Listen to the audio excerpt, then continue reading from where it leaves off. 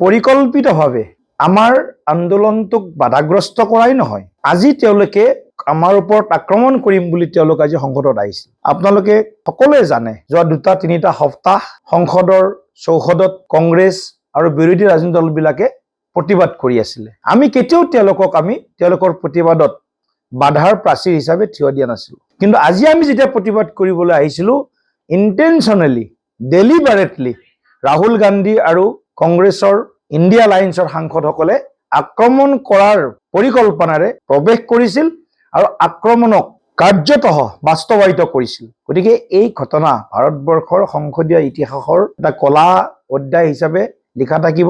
ৰাহুল গান্ধীৰ যি অহংকাৰ আৰু ৰাহুল গান্ধীৰ যিটো মাইণ্ডছেট বৰ্তমান, এই অহংকাৰ আৰু ৰাহুল গান্ধীৰ মাইণ্ডছেট ভাৰতীয় গণতান্ত্ৰিক পৰম্পৰা বা গণতান্ত্ৰিক প্ৰমূল্যবোধৰ পৰিপন্থী।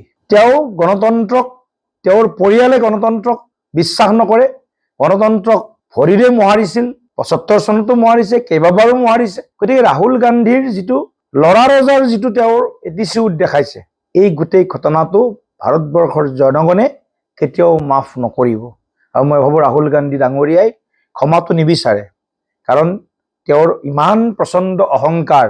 তেওঁ ভাবে যে ভাৰতবৰ্ষত এতিয়াও ৰজাৰ শাসন আছে আৰু ৰাজ পৰিয়ালৰ মই উত্তৰাধিকাৰী।